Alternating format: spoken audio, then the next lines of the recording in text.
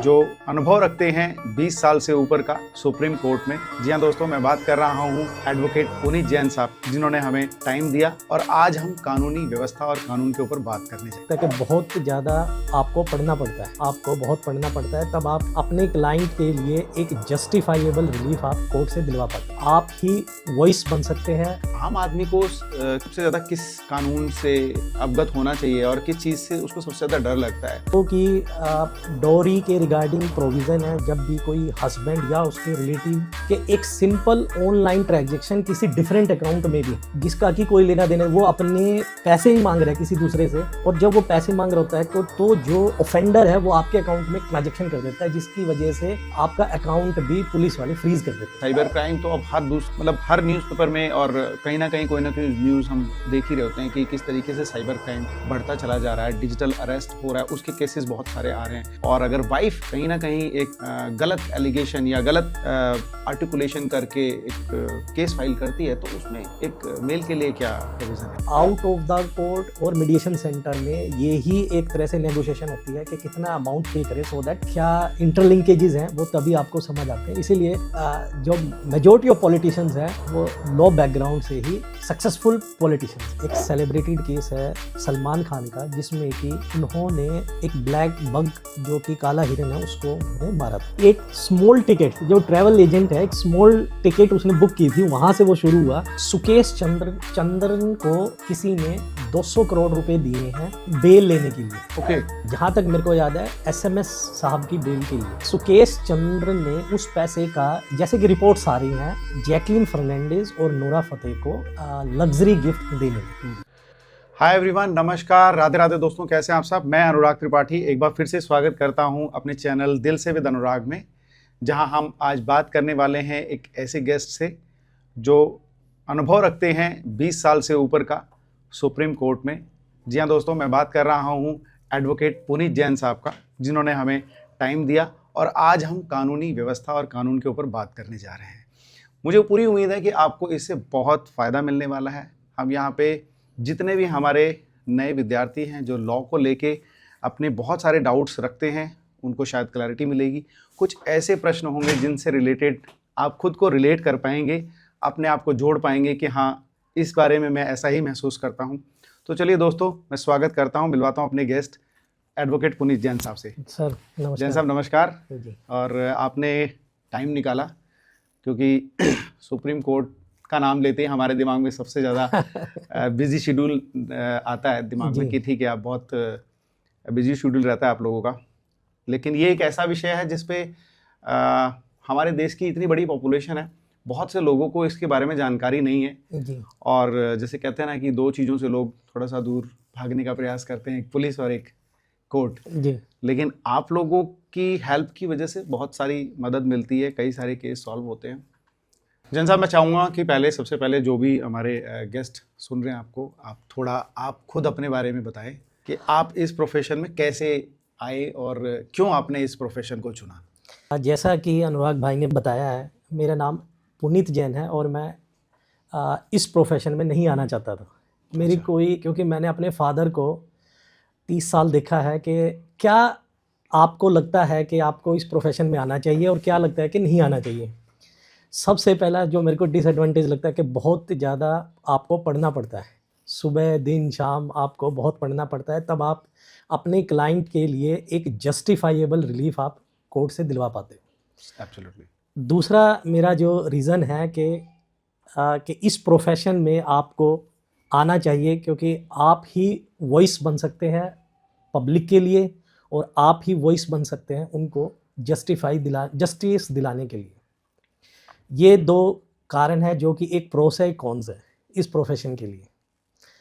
और रही बात मेरी, अब जबकि मैं इस प्रोफेशन में आ गया तो मैंने ये लॉ की जो अपनी स्टडी है वो कुरुक्षेत्र यूनिवर्सिटी से शुरू करके, और क्योंकि भगवान की और बड़े लोगों की मेरे ऊपर बहुत ब्लेसिंग रही, जिसकी वजह से जैसे ही मैंने लॉ की और हमें दिल्ली का एक एज ए जूनियर बनने का बहुत बड़ी फर्म का एक मेरे को सौभाग्य मिला और मैं दिल्ली की तरफ आ गया। जबकि उससे पहले मैंने दिल्ली की तरफ या दिल्ली में आया ही नहीं था, मैंने दिल्ली देखी नहीं थी। मतलब हम ये कह सकते हैं कि सेकंड जनरेशन हमारे साथ बैठी है, जी यानी कि सर भी कर चुके हैं, एडवोकेट रह चुके हैं और उन्होंने और उसके बाद अब आप प्रैक्टिस कर रहे हैं। हाँ जी, मेरे फादर जो कि महावीर प्रसाद जैन एडवोकेट हैं, डिस्ट्रिक्ट जींद में है, वो बहुत बड़े लीडिंग लॉयर हैं। लेकिन दिल्ली में जब मेरे को आना हुआ तो पहले तो दिल्ली का कल्चर सीखा, दिल्ली का कैसे रूल्स रेगुलेशंस हैं वो सीखे। दिल्ली का जो लैंड का एक सिस्टम है वो ऑल टुगेदर डिफरेंट है और डिफरेंट स्टेट से। वो सारा सिस्टम सीखने के बाद आहिस्ता आहिस्ता एज जूनियर काम किया 5 साल, उसके बाद फिर इंडिपेंडेंट हमने प्रैक्टिस शुरू की। ओके, चलिए, तो बहुत बहुत बड़ा एक्सपीरियंस हमारे साथ है और जितना मैं जानता हूँ शायद entire family is relating with this supreme court, high court, lower court, मतलब सभी लोग फैमिली में आपके एडवोकेट हैं। Yes, I agreed with this. My father, who is right now having 50 plus of experience of advocacy, my father has. And my elder brother, then my second elder brother, third, fourth elder brother, and I am the last one. Okay. We are total 5 brothers, and out of 5, I am the younger most one. And we all are family of 5 lawyers, and including father. 6 lawyers are there. We all are lawyers. तो decades of experience कह सकता हूँ मैं, सबका अगर experience मिला लो तो 50 plus experience हो गया। आराम से 60 प्लस एक्सपीरियंस आप यू कैन राइटली एक्सपीरियंस का हम यूटिलाइजेशन करेंगे अपनी कन्वर्सेशन में, मैं चाहूँगा। तो जैन साहब, सबसे बड़ा मेरे को लगता है शायद बहुत से लोग इस चीज़ को रिलेट करते होंगे अपने उसमें कि एक आम आदमी को सबसे ज़्यादा किस कानून से अवगत होना चाहिए और किस चीज़ से उसको सबसे ज़्यादा डर लगता है, लेकिन उसको पता नहीं होता। देखिए, आज की कॉम्प्लेक्स लाइफ में कानून बहुत कॉम्प्लेक्स भी हो चुके हैं, और दूसरा, अब आपने जो लेमैन की बात करी है, हम मिडिल क्लास और बिलो मिडिल क्लास इसको कैटेगराइज करते हैं। Below middle class and then upper. Layman की अगर बात करते हैं तो आज भी जो मोस्ट इफेक्टिंग जो प्रोविज़न है एक्ट के वो है 498A, जो कि आज 498A IPC, और जिसको कि आज 85 सेक्शन कर दिया गया है BNS में। ओके।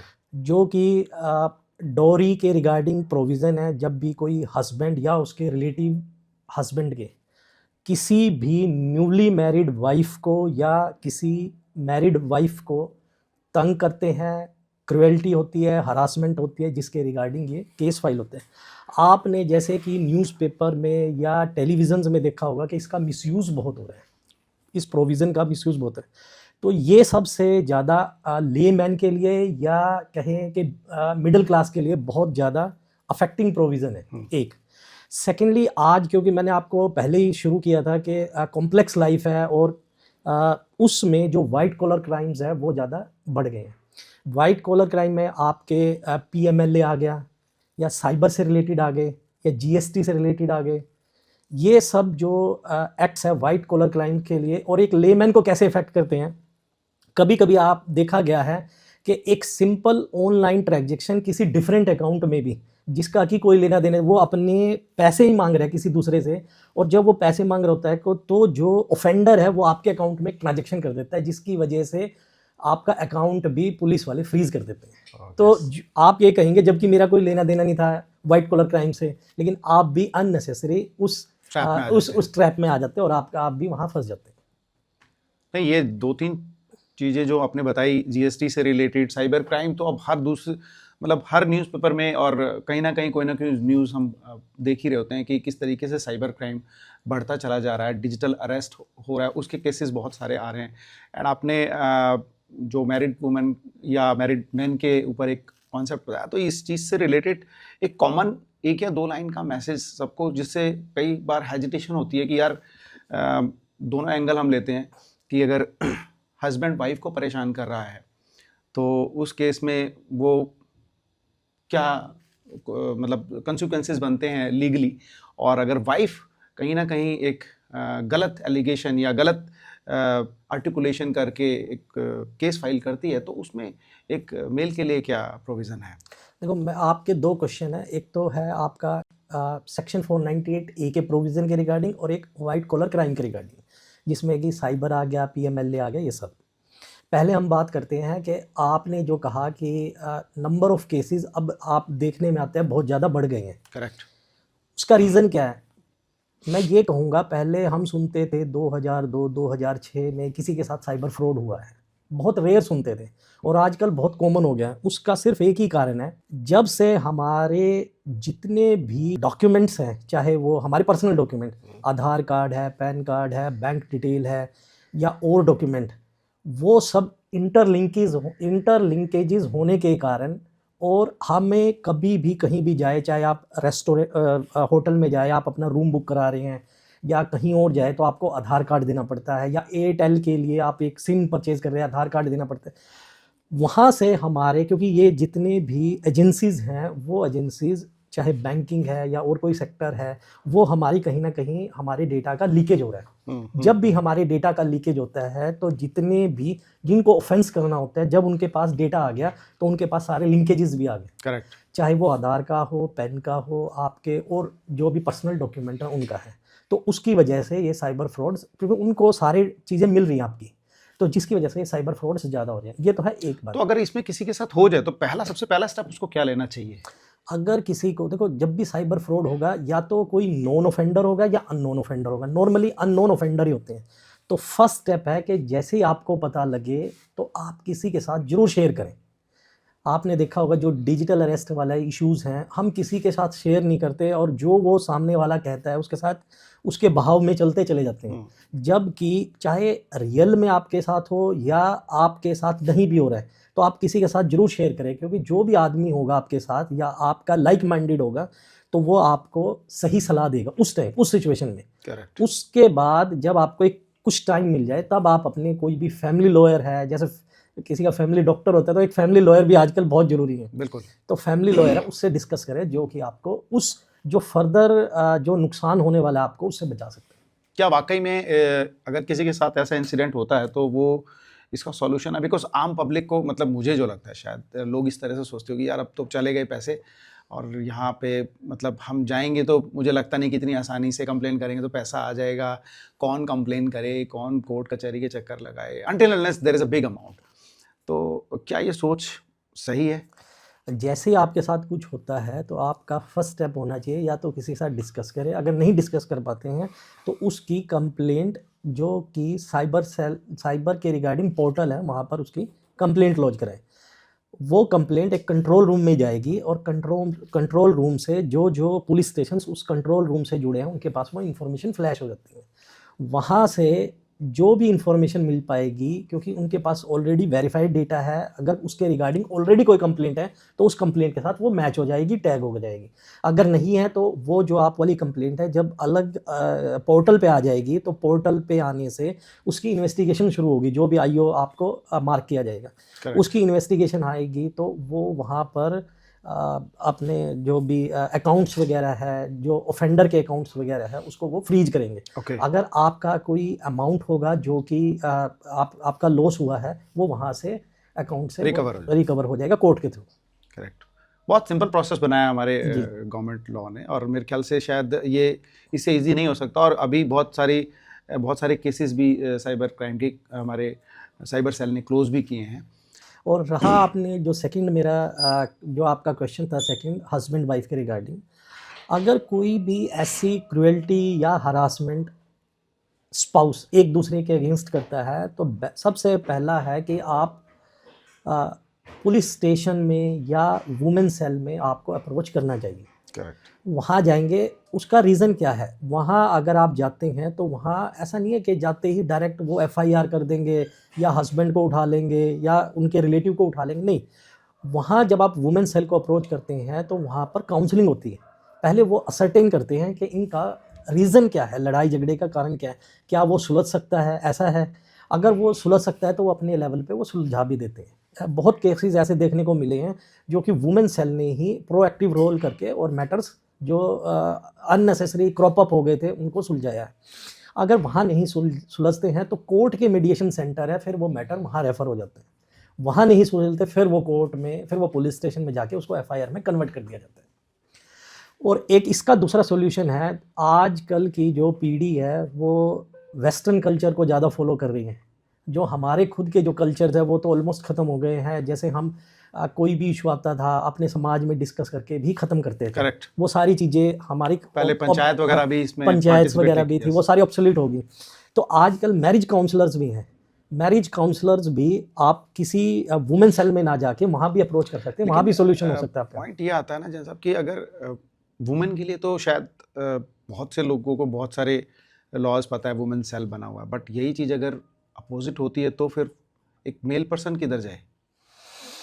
देखो ये थोड़ा सा टिकलिश है इस पॉइंट पे, क्योंकि जितने भी हमारे लॉज है वो वुमेन सेंट्रिक है, हस्बैंड सेंट्रिक अभी ऐसा कुछ है नहीं। लेकिन हाँ, हमारे लेकिन पास इसका गलत फायदा भी तो उठ रहा है। मिसयूज़ तो हो ही रहा है, वो तो एडमिटेड है। लेकिन हस्बैंड के लिए एक ही है कि एक बार सुप्रीम कोर्ट के ऑनरेबल जस्टिस ने भी कहा था कि अगर आप बियर कर सकते हैं, इस कुछ ऐसे सिचुएशन है जिसको कि कंट्रोल किया जा सकता है और बियर कर सकते हैं, तो उसको बियर करना चाहिए। ओके इस तरह का कोई सेल नहीं है जैसे women, obviously the majority is on the women side and we should think about it. और मेरे ख्याल से 95-90% प्लस केसेस वुमेन के अगेंस्ट भी होते हैं हिंदुस्तान में, और वो बनना भी चाहिए।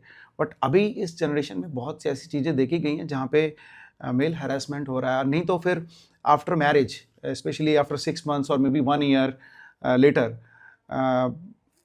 मैरिज के बाद फिर वो एलिमनी अमाउंट इज बिकमिंग मतलब I don't know whether it will be the right word और not, but it is becoming a side business for few of the.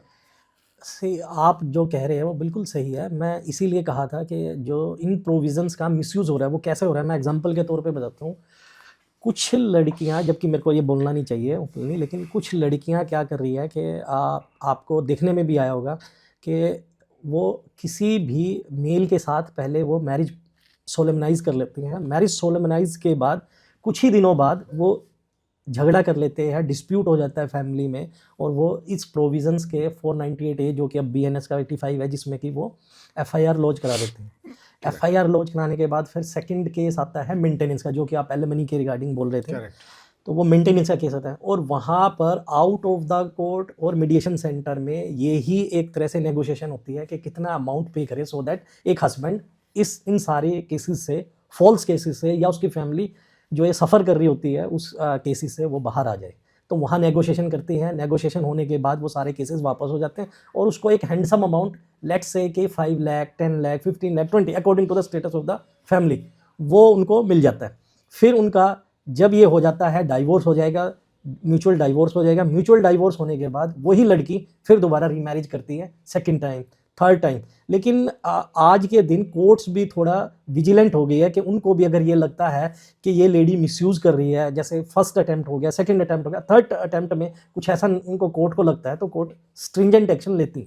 मतलब जो हमारे इतने सारे केसेस पेंडिंग हैं हिंदुस्तान में, और सुप्रीम कोर्ट भी कई बार बर्डन को, CJI साहब खुद बयां कर चुके हैं कि नंबर ऑफ केसेस इतने ज़्यादा हैं, शायद लैक्स में है मेरे ख्याल से, और पेंडिंग चले आ रहे हैं। तो ये पॉपुलेशन भी हमारी बहुत ज़्यादा है। मतलब आपके नज़र में उसका कोई सॉल्यूशन है? Do we really have any solution for this? आज के दिन अगर सॉल्यूशन की बात करें, ये सुप्रीम कोर्ट की तरफ से जितने भी कोर्ट्स हैं, हाई कोर्ट्स है या सबऑर्डिनेट कोर्ट्स हैं, उनको ये टाइम बाउंड मैनर में केस को ख़त्म करने के लिए ऊपर से डायरेक्शन दी गई है। आपने जैसे कहा कि पहले केसेस चलते थे 20 साल, 30 साल, 35 साल, आज वो सिचुएशन नहीं है। एक मैं सब डिवीज़न की या डिस्ट्रिक्ट कोर्ट की बात करूं तो कोई भी केस 3 साल में फिनिश हो जाता है, ख़त्म हो जाता है। ओके, आप 5-10 साल वाला लॉन्ग पीरियड ऑफ टाइम, वो लॉन्ग पीरियड ऑफ उसको टाइम हमने कहीं ना कहीं ओवरकम किया हाँ, है। वो ओवरकम किया है। 3 साल में कोई भी केस ख़त्म हो जाता है। उसके बाद उसकी अपील चलती है हाई कोर्ट में, उसमें भी मोर ओवर 2 साल लग जाते हैं, और सुप्रीम कोर्ट उसके बाद वो पहुंच जाता है, और वहाँ भी जल्दी ही केस का निपटारा हो जाता है, ख़त्म। आपने जैसे कि निर्भया वाले केस में देखा कितना फास्ट ट्रैक मोड में काम हुआ, 7 साल में तो उन चारों को फांसी तक भी हो गई। वो एक एक्सेप्शन केस था, वहाँ और से शुरू पे हुआ है। मुझे तो लगता है शायद बीइंग अ पर्सन 7 साल भी मुझे बहुत ज़्यादा लगे। शायद इसको हम 2-3 साल में करते, फिर भी एक एग्जांपल सेट किया हमने, बहुत अच्छा रहा। नहीं, वहाँ रीज़न 7 साल का भी है कि आप उनको जो भी एक्यूज्ड हैं, जो भी आरोपी हैं, उनको उनकी बेगुनाही साबित करने के लिए, इनोसेंसी साबित करने के लिए टाइम तो आपको देना पड़ेगा। आप इतना फास्ट ट्रैक मोड 7 साल में मैंने नहीं देखा कि सुप्रीम कोर्ट लेवल तक भी कोई केस, और इवन उन्होंने प्रेसिडेंट के सामने भी मर्सी पिटीशन रखी थी, जो कि हाँ, that has been denied. Correct. जैसा अगर पुलिस एक आम नागरिक को रात में बुलाए या रोक ले, तो उसके क्या राइट्स होते हैं इसको लेके? देखो, पुलिस दो ही इनफैक्ट 3 कारणों से पुलिस बुलाती है। पहला कारण है कि वो नोटिस दे के आपको बुलाती है, जिसको कि हम सीआरपीसी का सेक्शन 41A के तहत वो बुलाती थी, या 91 के तहत कोई डॉक्यूमेंट प्रोड्यूस करना है तो, जो कि इन्वेस्टिगेशन था, किसी केस की इन्वेस्टिगेशन का पार्ट बोलते हैं। ओके। सेकंड, अगर हम देखें तो पुलिस अगर रात में बुलाती है और रोक लेती है, कभी कभी कोई ऐसी पॉलिटिकल मूवमेंट होती है जिसकी वजह से पुलिस को पावर है, वो डिटेन कर सकती है। कोई भी एंटी सोशल एलिमेंट्स हैं या जिनको लगता है कि ये कुछ कर देंगे, तो उनको वो डिटेन करके रखते हैं। थर्ड है कि किसी आदमी ने गलत काम किया, उसने गलत काम किया है, वो ऑफेंस किया है, जिसकी वजह से उसको बुला के उसको अरेस्ट भी कर सकती है। पर मैंने आपको 3 पॉइंट बताए हैं। फर्स्ट है इन्वेस्टिगेशन, सेकंड है कि आपको डिटेन करना, और थर्ड है अरेस्ट।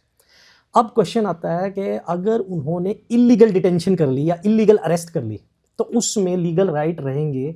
वो लीगल राइट रहते हैं कि कोई वैलिड ग्राउंड होना चाहिए अरेस्ट का। ऐसा नहीं है कि आप गए और आपको बैठा लिया, नहीं, उनके पास कोई वैलिड रीज़न होना चाहिए अरेस्ट करने का, एक। दूसरा, जब वो अरेस्ट करते हैं तो वो आपकी फैमिली के किसी भी मेंबर को, जो आप नाम बताएगा, जो अरेस्टी नाम बताएगा, उसको किसी भी एक फैमिली मेंबर को वो इन्फॉर्म करना पड़ेगा, ये वैलिड ग्राउंड है और इन ग्राउंड्स पे इनको अरेस्ट किया गया, ये इन्फॉर्मेशन है इसकी कि हमने इसको अरेस्ट कर लिया। थर्ड रहेगा कि जो भी पुलिस ऑफिसर उसको अरेस्ट करता है, उसको अरेस्ट करने के बाद इमीडिएटली मेडिकल के लिए लेके जाए। मेडिकल ले जाने का मतलब ये होता है कि पुलिस ने उसको टॉर्चर नहीं किया, तो इसीलिए उसका मेडिकल कराया जाता है। जब उसका मेडिकल हो जाता है, मेडिकल होने के बाद उसको 24 घंटे के अंदर अंदर आप पुलिस ऑफिसर को मजिस्ट्रेट के सामने प्रोड्यूस करना पड़ता है। ओके। तब जब वो 24 घंटे के अंदर विद इन 24 आवर्स वो प्रोड्यूस कर देता है, तब ही उसकी वैलिड अरेस्ट मानी जाती है। अगर वो 25 आवर हो गया, 24 आवर से 1 मिनट भी ऊपर हो गया, तो वो इलीगल अरेस्ट है। ओके। लेकिन अगर जैसे रैंडमली अगर कोई इंसिडेंट हो गया और वहाँ पे किसी ने 100 नंबर डायल कर दिया और फिर पुलिस ने थाने में बुलाया और रात के 11 बज रहे हैं या मे भी 1 बज रहा है, मेरे राइट्स क्या हैं? मुझे जाना चाहिए? क्या मैं जा सकता हूँ वहाँ पे, या मतलब कानूनी तौर पे क्या रहेगा? पुलिस जब भी आपको बुलाएगी तो आपको जाना चाहिए, लेकिन आपने देखा होगा वुमेन्स के केस में या चिल्ड्रन के केस में पुलिस रात में आफ्टर सनसेट और बिफोर सनराइज उनसे पूछताछ नहीं कर सकती। क्या ये रूल है कि नहीं कर सकती है? ये ऐसा BNSS में लिखा हुआ है, जो कि पहले CRPC था, उसमें लिखा हुआ है। ओके। लेकिन हाल के दिनों में एक मद्रास हाई कोर्ट का जजमेंट आया है सलमा वर्सेस स्टेट में। पुलिस ने ये कहा है कि पुलिस किसी भी वुमेन को रात के समय या बच्चे को कर सकती है अरेस्ट, लेकिन वो रहेगा एक्सेप्शनल सिचुएशन। हाँ, कुछ ऐसा इंसिडेंट हो गया जहाँ पे कुछ डिफरेंट एलिगेशंस लगे हैं, तो वहाँ पे ऑब्वियसली अंडरस्टैंड कि कोई ऐसा वारदात हो गया है कोई चीज़। लेकिन मैंने एक कॉमन मैन के पॉइंट ऑफ व्यू से समझा, ठीक है, मैं लेता हूँ कि ठीक है, मैं जा रहा हूँ, मेरा लफड़ा हो गया या किसी का लफड़ा हो गया, और ऑल ऑफ अ सडन ठीक है, मैं अपना दिल्ली में तो आप जानते हैं गाड़ी पार्क कर रहा था और वहाँ पे 4 लड़कों ने लड़ाई कर लिया और उसमें कोई इंसिडेंट हो गया। तो उस केस में कोई भी अगर किसी को बुलाता है, तो क्या रात के 1 बजे 12 बजे किसी भी टाइम पे वो बुलाना सही है कानूनी तौर पे? और अगर है तो फिर उसके अगेंस्ट में या उसके सॉल्यूशन के तौर पे इंडिविजुअल को क्या करना चाहिए? अगर ऐसा कोई झगड़ा हो जाता है और जिसकी वजह से पुलिस रात में जो ऑफेंडर है उसको बुलाती है, या 2 आदमियों के बीच में झगड़ा हुआ है और दोनों को ही वो बुला ले पुलिस, देखो पुलिस के पास पावर है कि उसको एरिया में पीस मेंटेन करना है। ओके। और उन 2 आदमियों की वजह से एरिया की जो पीस डिस्टर्ब हो रही है उसको ध्यान में रखना है, तो उस वजह से उनको वो बुला सकती है और उनको 1 या 2 घंटे रख के उनको समझा भी सकती है। खाली अरेस्ट करना नहीं है, अगर वो नहीं समझते तो उनको डिटेन कर सकती है पुलिस कि हाँ मॉर्निंग में उनको छोड़ देंगे। ओके। और रात को क्योंकि पीस मेंटेन करना है, तो वो उनके पास पावर है, वो ऐसा कर सकते हैं। तो एक इंडिविजुअल को चाहिए कि वो कोऑपरेट करे और इसमें सपोर्ट करें। जी। नॉर्मली आपने अपनी प्रैक्टिस में देखा होगा कि ऐसे कौन सी ऐसी 2-3 मिस्टेक्स लोग करते हैं जिससे केस बिगड़ जाता है उनका? देखो, कभी भी कोई ऐसा केस के रिगार्डिंग या कुछ ऐसे सिचुएशन आए, तो जो आए दिन जो देखने में आया है, उसका सबसे बड़ा जो रीज़न है वो है कि लोग जब ऐसे सिचुएशन में फंसते हैं तो नेबर से या अपने फ्रेंड से या रिलेटिव से वो सलाह लेते हैं। ये एक सबसे बड़ा मुख्य कारण है, और उसी के ऊपर ही वो ट्रस्ट करते हैं, जबकि ऐसा नहीं है। अगर आपको अगर हार्ट की प्रॉब्लम हो गई, तो ये नहीं कि आप अपने डॉक्टर्स, कोई भी फिजिशियन या किसी ऐसे डॉक्टर के पास जाएंगे, तो आप स्पेशलिस्ट के पास जाओगे जो कि हार्ट का ही डॉक्टर होगा। करेक्ट। तो ऐसे ही आप आसपास सलाह ना लेके आप एडवोकेट को अप्रोच करो, और वो आपको सही सलाह, और वहाँ भी आपको थोड़ा सा समझने की ज़रूरत है कि हाँ, ये जो एडवोकेट है वो इस तरह के मैटर देखते हैं, क्योंकि जो आदमी डेली बेसिस पे डील कर रहा होगा किसी भी तरह के केसेस को, वही उस सिचुएशन से उनको बाहर निकाल सकता है। तो जो मेरा सबसे बड़ा मानना है कि किसी भी सिचुएशन में फंसने के लिए सबसे पहले एडवोकेट को अप्रोच किया जाए, जो उस सब्जेक्ट के ऊपर उसकी नॉलेज है। तो जैन साहब, हमारे हिंदुस्तान में आपको मालूम है कि एक सोच है, ठीक है, मैं भी मानता हूँ गलत है, थोड़ा डिफरेंट ऐसी क्वेश्चन से निकल के आ रहा है। लोग शायद इसलिए नहीं जाते हैं क्योंकि उनको लगता है कि यार वकील के पास जाऊंगा तो फिर अगर केस नहीं भी बन रहा होगा तो शायद वकील साहब कोर्ट कचहरी में बुलाना शुरू कर देंगे, और फिर वो मतलब चाहेंगे कि उसको लंबा खींचे और फिर वहाँ पे वो अपना मॉनेटरी बेनिफिट देखेंगे। ठीक है, मैं आप फ्रंट बोल रहा हूँ, कई बार ऐसा होता है क्योंकि यार ये उनका बिजनेस है, तो थोड़ा बचते हैं। मैं बिल्कुल ब्लंट होकर आपसे पूछ रहा हूँ ये चीज़, इस वजह से भी लोग बचते हैं, तो ऐसा क्यों है?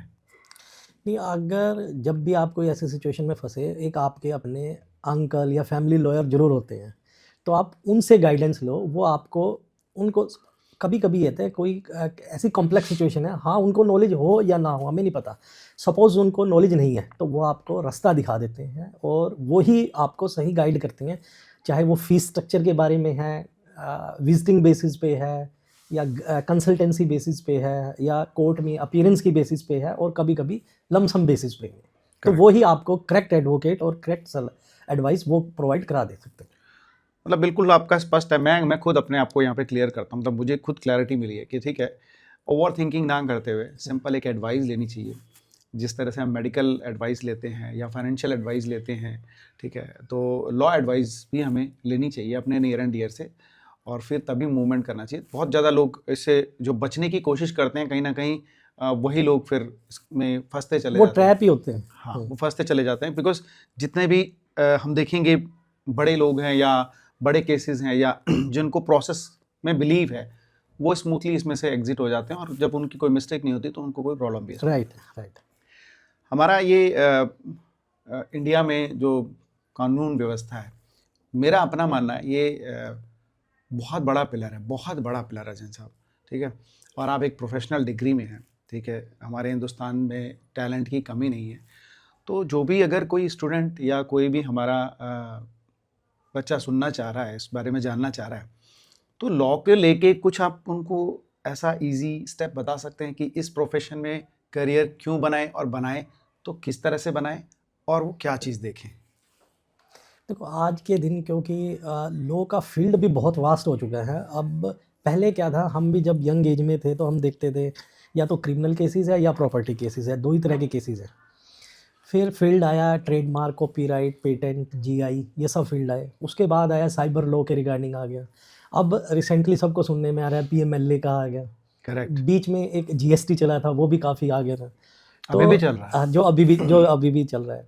किसी भी लॉ स्टूडेंट के लिए सबसे पहले उसके दिमाग में क्वेश्चन आता है, मैं लॉ कहाँ से करूँ। मेरा ऐसा मानना है, आप लॉ चाहे हायर किसी इंस्टीट्यूट से कर लें, और चाहे आप बिल्कुल लोअर इंस्टीट्यूट जो कोई भी इंस्टीट्यूट है वहाँ से कर लें, वो मैटर नहीं करता कि आप किसी इंस्टीट्यूट का नाम लेने से बच रहे हैं। हाँ आप किसी भी इंस्टीट्यूट से आप लॉ कर सकते हैं। लॉ करने में डिफिकल्टी नहीं है। ज़्यादातर मैं समझ गया, दिल्ली के आसपास कहाँ से होता है, कहीं शायद जहाँ आपको लगता है वहाँ से आप लॉ करें, कोई इशू नहीं। करेक्ट। लॉ में आप जो स्टडी कर रहे हैं वो मटेरियल है। कभी कभी ये देखने में आया है कि कुछ स्टूडेंट, आपने देखा होगा 13 क्वेश्चंस की सीरीज़ है, वो उठाया और एक हफ्ते पहले उसको स्टडी किया और पेपर पास कर गए। लॉ में पेपर पास करना बहुत ईजी है, किसी को रिक्वायरमेंट नहीं है इतना ज़्यादा दिमाग लगाने की, लेकिन आप क्या पढ़ रहे हैं, कौन सी बुक्स पढ़ रहे हैं, वो मटेरियल है। और आप डेली न्यूज़ और जो मटेरियल है कोई भी, वो आप स्टडी कर रहे हैं, डेली करंट अफेयर्स नॉलेज, चाहे वो इंटरनेशनल लॉ हो या हमारे इंडिया में क्या चल रहा है, वो सब, वो मटेरियल, वो बहुत ज़्यादा आपका वो आपके लिए होना चाहिए, वो नॉलेज होनी चाहिए। एक, जब आप लॉ करके निकलेंगे तो आपको चाहिए कि जो ये कभी कभी मैंने जो मेरे देखने में आया है वो देखा है कि लोग भागते हैं, मेरे को हाई कोर्ट के एडवोकेट्स चाहिए, सुप्रीम कोर्ट के एडवोकेट चाहिए, उनके अंडर जूनियरशिप करनी है। नहीं, आपको अपने आप को ग्रूम करना है। वहाँ जाएंगे, वहाँ 8-8, 10-10 जूनियर्स होंगे उन एडवोकेट्स के अंडर, आप कुछ नहीं सीख पाएंगे। जितना मेरा मानना है, आज मेरी 20 इयर्स की स्टैंडिंग हो गई, मैंने भी देखा है, मेरे पास बहुत जूनियर्स हैं, इंटर्न्स हैं। जो एडवोकेट्स आपको अपॉर्चुनिटी दे कोर्ट में अपीयर होने के लिए, ड्राफ्टिंग के लिए और प्रोविजंस को एक्सप्लेन करने में, या कैसे आपको जजमेंट पढ़नी है वो बता पाए, वहाँ आप, चाहे वो एक स्ट्रगलिंग लॉयर भी हो सकता है और हाई कोर्ट सुप्रीम कोर्ट के भी हो सकते हैं, लेकिन आपको जाना वहाँ चाहिए, वहाँ सीखने से मिलेगा। और एक लास्ट जो एडवाइस है जूनियर्स के लिए, वो ये है कि डिस्ट्रिक्ट कोर्ट्स जो है वो आपको सिखाती है, हाई कोर्ट सुप्रीम कोर्ट नहीं सिखाएगी। हाई कोर्ट सुप्रीम कोर्ट में आप एपिलेट वर्क सीखते हैं, जहाँ की बेस वर्क ऑलरेडी तैयार होके अपील्स आती हैं, वहाँ आप सिर्फ अपील्स को आर्ग्यू करते हैं, जजमेंट्स जो प्रेसिडेंट्स हैं उनके बेसिस पे। लेकिन डिस्ट्रिक्ट कोर्ट्स में आपको पूरा केस प्रिपेयर करना पड़ता है, कैसे आप केस को फाइल करते हैं, ड्राफ्ट करते हैं, कैसे वहाँ क्रॉस एग्जामिनेशंस होते हैं विटनेस के, किस किस विटनेस को बुलाना चाहिए, और कैसे आप अपने केस को प्रेजेंट करके आर्ग्यू करते हैं और आपके पास ऑर्डर आते हैं। यहाँ आपको बेसिकली सारा स्ट्रक्चर तैयार करना पड़ता है और एक फॉर्मेशन जो जजमेंट की बेस पे आती है, जिसको कि अपीलेट कोर्ट में चैलेंज करना। ये क्या मतलब मैं ये कह सकता हूँ कि अगर मुझे पॉलिटिक्स में जाना है तो मुझे लॉयर बनना पड़ेगा? बिकॉज मुझे लगता है जैन साहब, जितने भी लॉयर हैं वो पॉलिटिक्स में बहुत सक्सेसफुल हैं, बहुत बड़े बड़े नाम हैं। यहाँ मैं किसी पॉलिटिशियन पर्टिकुलर का नाम नहीं ले रहा हूँ, लेकिन आप भी जानते हैं कि क्या मुझे अगर पॉलिटिक्स में या किसी को करियर बनाना है, ऐसा क्यों है कि सिर्फ लॉयर ही सक्सेसफुल हो जाते हैं एज ए पॉलिटिशियन? क्या बहुत सारे केसेस लड़ने पड़ते हैं और वो खुद मैनेज कर लेते हैं, या इजी रहता है लॉ पता होने की वजह से? मेजॉरिटी ऑफ पॉलिटिशियंस आप बोल सकते हैं कि लॉ फील्ड से है, लेकिन एक्सेप्शनल हर एक जगह हैं, वहाँ भी ऐसे हैं जो नॉन लॉ बैकग्राउंड से भी हैं। लेकिन हाँ, लॉ की रिक्वायरमेंट क्यों है? आप जब भी पार्लियामेंट में खड़े होंगे, आपको कुछ बोलना होगा, या आपको कुछ, आप किसी कैबिनेट में हैं और कैबिनेट में आपको वर्क समझना होगा, तो सबसे पहले जो हमारे देश के रूल्स रेगुलेशन और लॉज हैं उसके अकॉर्डिंग ही वो चलेंगे।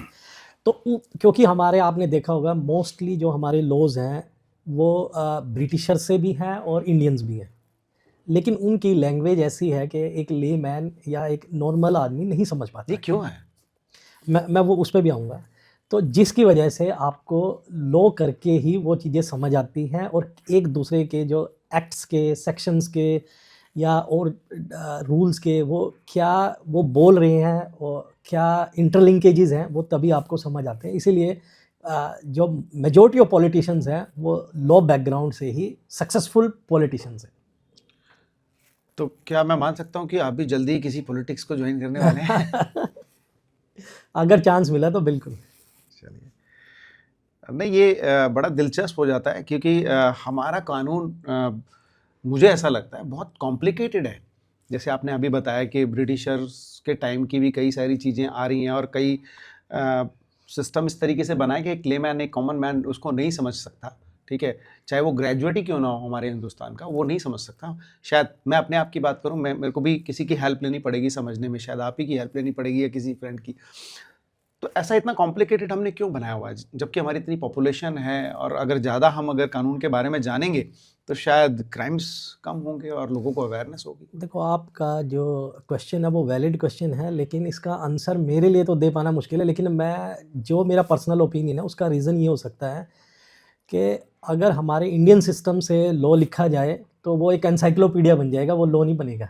अच्छा, तो इसीलिए हो सकता है ये रीज़न हो कि उसको कंसाइज रखने के लिए वो लैंग्वेज ऐसी यूज़ की है।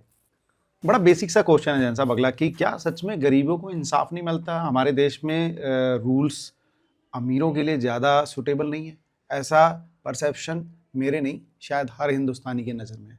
और हम अपने डेली न्यूज़पेपर में, न्यूज़ में कहीं ना कहीं इस चीज़ को कोरिलेट करते हैं। अगर ऐसा है तो मैं आपसे स्पष्ट आंसर चाहूँगा, और ऐसा क्यों है? देखो, आपके क्वेश्चन में ही आंसर है। जो इंसाफ की बात है, जिसको हम जस्टिस बोलते हैं, वो जस्टिस डिलीवर कौन करते हैं? जस्टिस डिलीवर करते हैं जजेस। तो जब जजेस जस्टिस डिलीवर करते हैं तो अमीर और गरीब या पुअर और रिच की तो बात ही नहीं है, जस्टिस डिलीवर किया जज ने। अब डिफरेंस कहाँ है? डिफरेंस है कि उसको थोड़ा सॉरी, मैं इसको थोड़ा और एलेबोरेट करता हूँ। मेरे कहने का मतलब जस्टिस मिलने का समय शायद एक मिडिल क्लास को वो जस्टिस 10 साल में मिलेगा, लेकिन एक अपर मिडिल क्लास या फिर रिच फैमिली में अगर कोई है तो वो उसको फास्ट ट्रैक पे करा लेते हैं। ऐसा क्यों? नहीं, ऐसा कुछ नहीं है। कोर्ट्स में और as per law provisions already decided है, सभी चीज़ें डिसाइडेड है कि किस प्रोसेस में कितना टाइम लगना है, उस प्रोसेस में उतना ही टाइम लगता है। और कोई भी, चाहे वो पुअर हो, आज के दिन अगर मैं बात करूं, चाहे पुअर है या रिच है, डिफरेंस ये है, जो पुअर है उसको गवर्नमेंट की तरफ से लीगल एड फैसिलिटी मिली हुई है। और पहले क्या था, पहले तो इनके पैनल्स पे जो गवर्नमेंट की तरफ से जो लीगल एड फैसिलिटी थी, वहाँ पैनल्स पे लॉयर्स होते थे। आज के दिन डिफेंस लॉयर्स का एक कॉन्सेप्ट आ गया जिसमें कि गवर्नमेंट उनको सैलरी देती है। ओके। और पुअर आदमी को लॉयर्स हायर करने की ज़रूरत नहीं है, सैलरीड लॉयर उनको मिलते हैं अपनी डिफेंस के लिए। और रिच की अगर बात करें तो देखो, रिच है तो वो ऑलरेडी अपने लिए लॉयर्स अरेंज भी कर लेते हैं, हाई पेड लॉयर्स होते हैं। हाई पेड लॉयर्स है तो उनकी स्किल्स और उनकी नॉलेज शार्प रहती है इन कंपैरिजन टू जो डिफेंस लॉयर्स हैं, जो गवर्नमेंट एडेड लॉयर्स हैं। तो थोड़ा सा आप ये कह सकते हैं, क्योंकि उनकी स्किल्स शार्प है और रिच है, तो वो उस बेस पे अपने काम को थोड़ा सा जल्दी करा देते हैं, बस इतना ही है। अदरवाइज जो जस्टिस डिलीवरी सिस्टम है वो तो कोर्ट्स के हाथ में है और दोनों ही बहुत अच्छे से प्रेजेंट करते हैं। अब मैं एक एग्जांपल के तौर पे बताता हूँ, जैसे कि एक सेलिब्रेटेड केस है सलमान खान का, जिसमें कि उन्होंने एक ब्लैक बग जो कि काला हिरन है उसको उन्होंने मारा था। राजस्थान कोर्ट से वहाँ पर उनको सज़ा हो गई। सज़ा के बाद उनका उन्हीं के जो, क्योंकि उनके पास अच्छे लॉयर्स थे, एक टीम ऑफ लॉयर्स थी, तो उन्होंने अपील फाइल की और वहाँ पर उनको सस्पेंशन ऑफ सेंटेंस उनको मिल गया। हम ये कह सकते हैं, हाँ, क्योंकि थोड़े से रिच जो लोग हैं उनके पास एक battery of lawyer, team of lawyer होती है, जिसकी वजह से वो जो प्रोसेस है उसको फास्ट करते हैं सिंपली। किसी, अगर in comparison to poor litigant के केस में वो प्रोसेस फास्ट नहीं होता, जबकि जस्टिस डिलीवरी सिस्टम तो एक ही है दोनों में।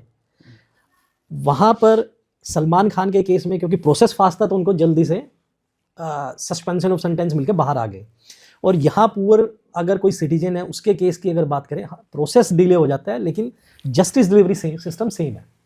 जैसे कि सलमान खान के केस में उनको क्योंकि बैटरी ऑफ लॉयर हैं तो टाइमली एडवाइस मिल गई, टाइमली हर एक चीज़ उनके लिए अवेलेबल है, प्रोसेस उनको पता है सारा। वहाँ से उनको अपील फाइल हुई, उनको सस्पेंशन ऑफ सेंटेंस मिला और वो जल्दी से बरी हो गए in comparison to poor people या पुअर लिटिगेंट। वहाँ प्रोसेस इतना फास्ट नहीं हो पाता क्योंकि कुछ कभी कभी तो लीगल जो प्रोसीजर्स हैं उनके भी अपने वो भी डिले कर देते हैं, किसको केस मार्क होगा, असाइन होगा, वो सब है। तो इसीलिए अदरवाइज जस्टिस डिलीवरी शायद आप इसीलिए एडवाइस कर रहे थे कि लीगल एडवाइस स्पेशली एडवोकेट चाहे पेड हो चाहे अपने नियर एंड डियर हो वहाँ से लेना ज़रूरी है। तो अगल बगल दाएं बाएं ना देख के हम एक सही प्रोसेस से जाएं तो टाइमलाइन सबके लिए बराबर ही है। टाइमलाइन बराबर है, आपको एडवाइस क्या मिलती है, कितनी फास्ट मिलती है, सब उस पर डिपेंड करते हैं। करेक्ट। आपको क्या लगता है कि कितना करप्शन है हमारे हिंदुस्तान में लीगल सिस्टम को लेकर अगर मैं बात करूँ तो? ऑनेस्ट आंसर आपसे चाहूँगा मैं। देखो, करप्शन है लेकिन मैंने नहीं देखा। मैंने कभी ऐसा फेस नहीं किया। हाँ, लेकिन सुनने में आया है करप्शन हर है। हिंदुस्तानी ने कहीं ना कहीं फेस किया होगा। करप्शन है लेकिन मैंने नहीं देखा। जो आप करप्शन बोल रहे हैं, तो आप करप्शन किस सेंस में बोल रहे हैं, किस एंगल से बोल रहे हैं करप्शन? करप्शन क्या है ना कि जैसे हमारा इकोसिस्टम इस तरीके से बना हुआ है, कॉमन मैन, तो आप रोज कुछ ना कुछ इस तरह के केसेस से रूबरू हो रहे हैं, चाहे सुप्रीम कोर्ट में या आपकी टीम हाई कोर्ट में, कहीं ना कहीं। तो हिंदुस्तान की शायद सबसे बड़ी एक प्रॉब्लम भी है करप्शन। तो बीइंग अ लॉयर, एडवोकेट, आप क्योंकि ज़्यादा बेटर इकोसिस्टम समझ सकते हैं हमारे इस डिपार्टमेंट का, तो कहीं ना कहीं मुझे लगता है शायद करप्शन हिंदुस्तान को रोकता है ग्रो लेने में। और उसके ऊपर मैं चाहता हूँ कि आपने जो एक्सपीरियंस किया है उससे थोड़ा सा अगर हमें बता पाएँ कि कहाँ हम लैक कर रहे हैं और क्या नहीं होना चाहिए। नहीं, ठीक है आपकी बात कि हाँ, हमारे इंडिया में करप्शन है, और करप्शन पूरे जितने भी एडमिनिस्ट्रेशन सिस्टम है उसमें भी करप्शन है, ऐसा नहीं है। अगर करप्शन है तभी तो प्रिवेंशन ऑफ करप्शन एक्ट है हमारे इंडिया में, और तभी तो CBI FIR लॉन्च कर रही है। करेक्ट। तो करप्शन है, लेकिन करप्शन को हम अगर सही सिस्टम से चला जाए तो करप्शन को अवॉइड करके कंट्री को, लेकिन ये बातें समझनी हमारे सिटीजन को समझनी पड़ेगी। अदरवाइज तो करप्शन इतनी जल्दी ख़त्म होने वाला नहीं है। करप्शन है, बिल्कुल है हमारे। क्या ये वही दिमाग है जो शायद हमें वीक बना रहा है? बिल्कुल है, बिल्कुल सही। तो ये कहीं ना कहीं हमारे लिए, हम सबके लिए बीइंग हिंदुस्तानी, ये बहुत बड़ा पेन है कि ये करप्शन अगर शायद हमारे हिंदुस्तान से ख़त्म तो नहीं बोलूँगा, लेकिन अगर हर आदमी सोचे कि उस पे अपना पार्ट अगर सही से रोल प्ले करे तो शायद हम फास्ट ग्रो करेंगे। देखो, जितना मेरे को समझ आता है ना, करप्शन कहाँ होता है? करप्शन होता है जहाँ पर आपका पैसे की डीलिंग है, जहाँ पर आपका मनी के ऊपर ज़रा सा भी कंट्रोल है, या कोई ऐसी वैल्यूएबल सिक्योरिटी के ऊपर अगर आपका कहीं भी कंट्रोल आ जाता है, वहीं करप्शन शुरू हो जाता है। चाहे वो बैंकिंग सेक्टर में ले लो, करेक्ट। या GST वाले डिपार्टमेंट में ले लो, इनकम टैक्स डिपार्टमेंट में ले लो। तो ये सभी चीज़ें हैं। बाकी डिटेल नहीं लेना चाहूँगा नाम, लेकिन हाँ, है करप्शन। आप इतना अनुभव रखते हुए, पूरी फैमिली में इतना अनुभव है, और इस जुडिशरी सिस्टम में आपको क्या लगता है कि कौन सा ऐसा कानून अगर आपको बदलने का मौका मिले तो आप उसको बदलना चाहेंगे? बदलने की बात है, क्योंकि आपको पता है कि हमारे कंट्री में भांति-भांति तरह के लोग हैं, और कल्चर भी डिफरेंट तरीके के हैं। हर एक, आप ये कह सकते हैं, 50 किलोमीटर या 100 किलोमीटर के बाद लैंग्वेज भी चेंज हो जाती है और आदमी भी चेंज हो जाते हैं।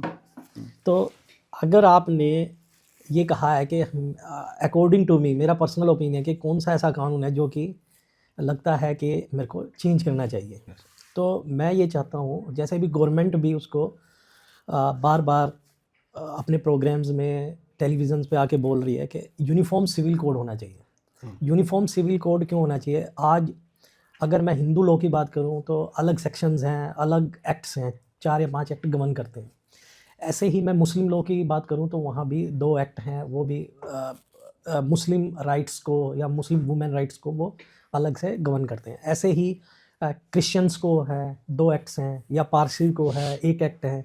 तो यहाँ पर जो वुमेन्स के राइट्स हैं चारों में, हिंदू हो, मुस्लिम हो, क्रिश्चियन हो, पारसी हो, तो उनके राइट्स सेम होने चाहिए। ऐसे ही जो सिटीज़न हैं उनके भी राइट्स सेम होने चाहिए, या उनके वुमेन्स के रिगार्डिंग मेंटेनेंस है, या उनका डाइवोर्स के रिगार्डिंग प्रोविजंस हैं, ये सब सेम होने चाहिए। पता हो कि हाँ, अगर ये कुछ हुआ तो ये उसको मेंटेनेंस मिलना चाहिए। करेक्ट। ये राइट। और ऐसे ही कुछ के इससे यूनिफॉर्म सिविल कोड से एक हमारा जो इंडिया है वो भी एक यूनाइट लगेगा, नेशनल यूनिटी भी नज़र आएगी। तो इसीलिए मैं ये कहूँगा कि जो पर्सनल लॉज हैं उनको चेंज करके एक यूनिफॉर्म सिविल कोड सबके लिए होना चाहिए। ये वैसे बहुत पहले ही हमारे हिंदुस्तान में हो जाना चाहिए था, शायद किसी कारण से अभी तक ये हो नहीं पाया। कोशिश तो किया गया, कुछ गवर्नमेंट्स ने इसको लाने की कोशिश की है, बट बहुत सारे प्रोटेस्ट और ऑब्जेक्शंस को फेस करना पड़ गया। एक दिलचस्प सवाल आपसे पूछना चाहूँगा कि आपके प्रैक्टिस टाइम में कोई ऐसा केस जो आपको मतलब ऑब्वियसली आपने बहुत से केसेस जीते हैं जो आपको लगता है कि यार ये बहुत क्रिटिकल था, या इसको करने में, इसको सॉल्व करने में, जैसे मैथ्स का क्वेश्चन होता है ना कि इसको लास्ट में सॉल्व कर लिया तो बहुत मज़ा आया, इंटरेस्टिंग रहा, और फाइनली मैंने उसको किया और आज भी आपको वो याद है? ऐसे तो बहुत केसेस हैं, लेकिन एक केस ऐसा है कि जो कि ट्रेडमार्क का है, और प्लास्टो कंपनी, एक आपने नाम सुना ही होगा। जैसे ही मैंने प्लास्टो बोला आपको पता लग गया प्लास्टो कंपनी के बारे में। उसकी 1000 करोड़ की टर्नओवर है, 1000 करोड़ की ईयर की। प्लास्टो कंपनी जो है वो वाटर टैंक मैन्युफैक्चर करती है, पाइप्स मैन्युफैक्चर करती है, एंड मैनी मोर। ओके। मेरे पास एक क्लाइंट आया महाराष्ट्र से। वो मैन्युफैक्चर करते थे, मशीन्स मैन्युफैक्चर करते थे। वो मशीन थी जो फर्दर मैन्युफैक्चर करती थी एक tank. Okay. Water tank. Water tank. मेरा क्लाइंट जो था वो मैन्युफैक्चर करता था मशीन्स, और प्लास्टो कंपनी आपको पता है वो मैन्युफैक्चर करती थी वाटर टैंक्स, प्लास्टिक के वाटर टैंक्स। अब उन्होंने, क्योंकि मेरे क्लाइंट जो कि मैन्युफैक्चर्स करता था मशीन्स, उनकी with the passage of time उनकी सेल्स इंक्रीज हो गई, और उनके प्रोडक्ट का नाम था प्लास्टो लाइन। मैंने आज तक कोई भी ट्रेडमार्क का केस नहीं किया था जब मेरे पास ये केस आया। तो प्लास्टो कंपनी ने इन्फ्रिंजमेंट ऑफ ट्रेडमार्क के लिए हमारे ऊपर एक केस कर दिया। ओके। जबकि दोनों के क्लासेस जो रजिस्ट्रेशन के लिए डिफरेंट है। वो मैन्युफैक्चरर ऑफ वाटर टैंक के लिए रजिस्टर होगी ट्रेडमार्क रजिस्ट्री में, और हम रजिस्टर होंगे मशीन्स की कैटेगरी में, कि हम मशीन्स मैन्युफैक्चर करते हैं। दोनों के डिफरेंट क्लासेस होने के बावजूद भी उन्होंने हमारे ऊपर इन्फ्रिंजमेंट ऑफ ट्रेडमार्क का केस फाइल किया। ओके। हमने उस केस को डिफेंड किया, कंटेस्ट किया। उन्होंने जबकि कोर्ट से ऑर्डर ले लिया, और जिससे कि हमारी पूरी फैक्ट्री सील हो गई। बाद में हमने कोर्ट को सबमिट किया, और वहाँ पर कोर्ट को, ऑनरेबल कोर्ट को ये डिफरेंशिएट करने में हम सक्सेसफुल हुए कि ये मैन्युफैक्चर करते हैं वाटर टैंक, हम मैन्युफैक्चर करते हैं मशीन। इनका ट्रेडमार्क प्लास्टो है, जो कि एक इटैलिक्स है, आर्टिस्टिक है, और हमारा जो ट्रेडमार्क है प्लास्टो लाइन है, जो कि एक कंप्लीट प्लास्टो लाइन है, जो कि एक सिंपल टाइम रोमन्स में लिखा हुआ है, और आर्टिस्टिक डिज़ाइंस है, एक लोगो साथ अटैच्ड है। यहाँ कोई लोगो नहीं है।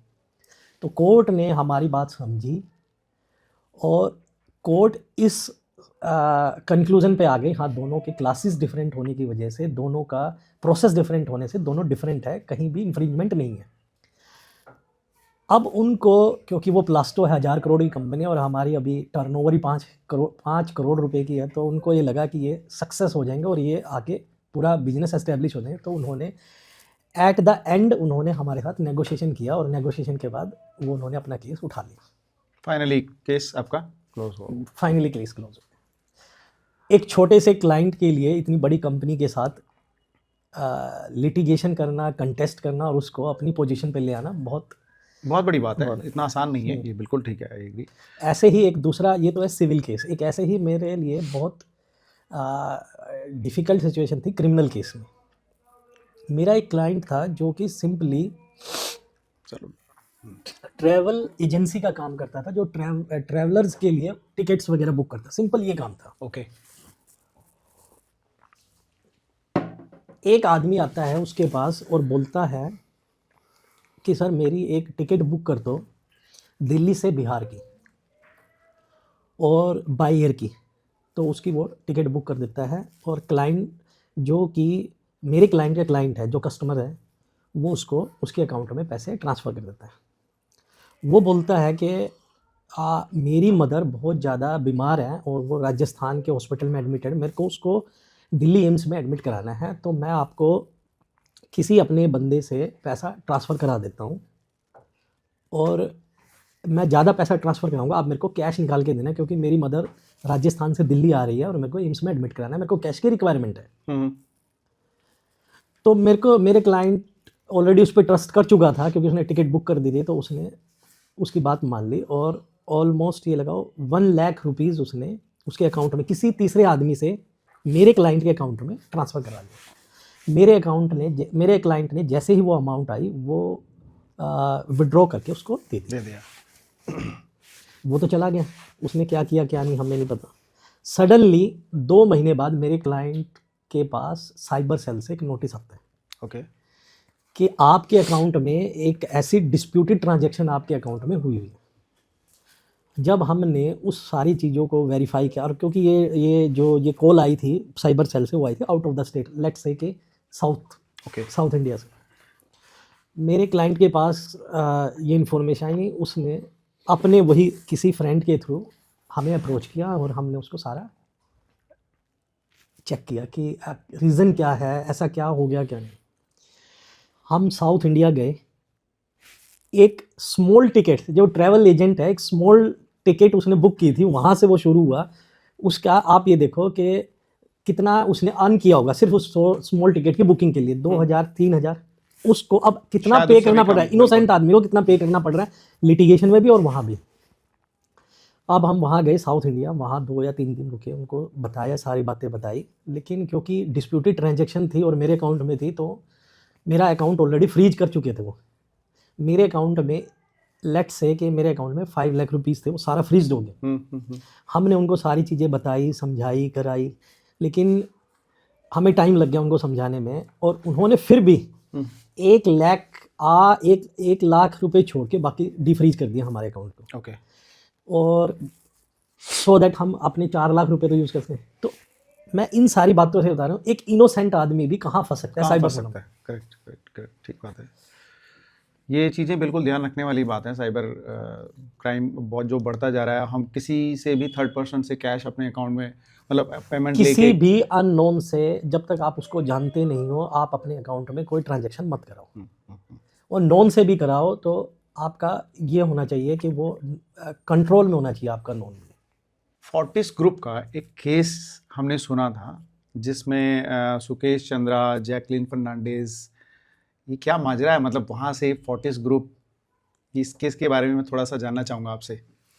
फोर्टिस ग्रुप्स के ओनर हैं 2 ब्रदर्स हैं, SMS और MMS शॉर्ट फॉर्म में बोलते हैं उनको, मलविंदर मोहन सिंह और Shivinder Mohan Singh.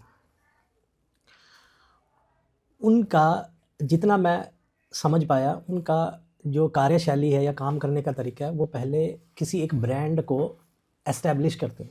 Okay.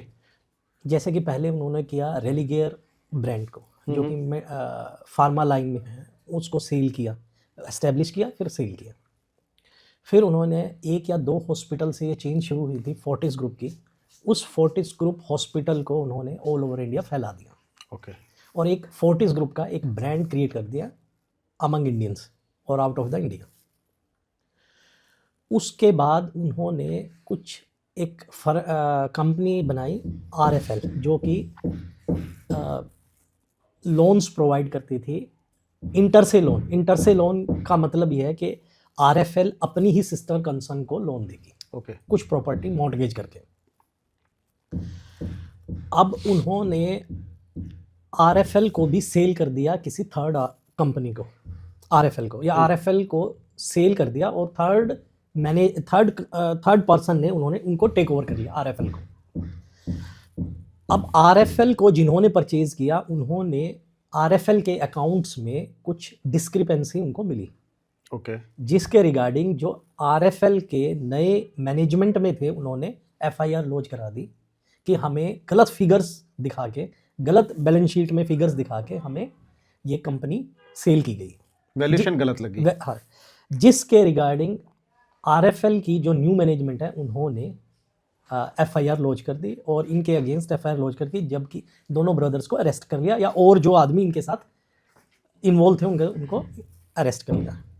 In the mean time एक रिपोर्ट चली न्यूज़पेपर में या मीडिया में कि सुकेश चंद्रन को किसी ने 200 करोड़ रुपए दिए हैं बेल लेने के लिए। ओके। जहाँ तक मेरे को याद है, SMS साहब की बेल के लिए सुकेश चंद्र ने उस पैसे का, जैसे कि रिपोर्ट्स आ रही हैं, जैकलिन फर्नांडिस और नोरा फतेह को लग्जरी गिफ्ट्स देने में। काफ़ी ये काफ़ी ह्यूमर रहा हाँ या फिर काफ़ी सच्चाई हाँ जो भी है? हमें देखो हमें नहीं पता इसके बारे में, सच्चाई के बारे में, लेकिन ऐसी रिपोर्ट्स आई हैं। उस पैसे का यूज़ लग्जरी गिफ्ट्स, लग्जरी गाड़ी, लग्जरी एक कैट के बारे में भी सुनने में आया कि कैट भी गिफ्ट हुई है सुकेश चंद्रन के थ्रू एक्ट्रेस को, कैट, बिल्ली। बिल्ली। तो उसके बाद सुकेश चंद्र को अरेस्ट कर लिया। एक फर्दर रिपोर्ट भी बहुत इंटरेस्टिंग आई कि सुकेश चंद्र जो जेल में चाहता था, रोहिणी जेल में, वो एंजॉय करता था। अच्छा। उसने वहाँ पर स्टाफ्स को, रोहिणी जेल के स्टाफ को भी कुछ पैसे दिए, जिसकी वजह से एक एफआईआर लॉन्च भी हुई है रोहिणी जेल के स्टाफ के अगेंस्ट में, और पूरा स्टाफ ही बदल दिया। और अब वो शायद रोहिणी जेल में ना होके किसी और तिहाड़ जेल में या मांडोली जेल में, दिल्ली की, वहाँ पर है। तो ये एक मामला। बाकी कोर्ट में केस 420 और 120B इन सेक्शंस में ऑलरेडी कोर्ट में केस चल रहा है, तो उसके आगे ज़्यादा बोलना वो ठीक नहीं है। और चलते चलते एक लास्ट एडवाइस, सलाह आप हम सबको एज ए सोसाइटी के सबसे बड़े pillar, one of the biggest pillar के रूप में आप क्या हमें एडवाइस करना चाहेंगे? एक आम जनता के लिए क्या आपका एक सलाह रहेगा कानून को लेके? एक लास्ट जो एडवाइस है वो है कि आप अपने कान, आँख, नाक सब खुले रखो। कभी भी कोई किसी भी ऐसी अनटोवर्ड सिचुएशन में अगर फंसते हो तो आपके पास आपका राइट आदमी होना चाहिए जिससे कि आप सही सलाह ले सको, और सो दैट वो जितना जल्दी हो सके आप उसको उस सिचुएशन से बाहर निकालें और आप अपना काम सुचारू रूप से कर सकें। तो बड़ा अच्छा ही एडवाइस है आपका कि ठीक है, हम मतलब अपनी पुलिस खुद बने हम, और हमारा संविधान बहुत स्ट्रॉन्ग है जैसा कि आपने बिलीव दिया। और मुझे भी लगता है ठीक है, कोई भी विश्व में ऐसी कंट्री नहीं है जो 140 करोड़ पॉपुलेशन को, 150 करोड़ पॉपुलेशन के आसपास हमारी है, उसको मैनेज कर रही है, और उसके बाद भी हम चीज़ों को सिस्टमेटिक तरीके से आप लोगों के सपोर्ट से कर पा रहे हैं। तो जान साहब, थैंक यू सो मच, आपने इतना टाइम निकाला है और चीज़ों को डिस्कस किया है मेरे साथ। शायद ये मैं आपके साथ एक बार फिर से एक और पॉडकास्ट का भी करना चाहूँगा, बिकॉज इस चीज़ को लेके, कानून को लेके और इस प्रोफेशन को लेके बहुत सारी उलझनें, बहुत सारी चीज़ें लोगों के दिमाग में रहती है, और हम आम इंसान के लाइफ में इस तरह के लोग होते नहीं हैं जो इस बारे में हमें गाइड कर पाएँ या हमें बता पाएँ। और आप जैसे लोगों से जब बात होती है और कुछ हम सुनते हैं कहीं, तभी हमें सीख मिलती है, बिकॉज नॉर्मल ऐसे क्वेश्चंस कोई भी इंडिविजुअल जाके अपफ्रंट नहीं कर पाता है। आपने मुझे परमिशन दिया तो मैंने किया, और थैंक यू सो मच आपका। Thank you sir.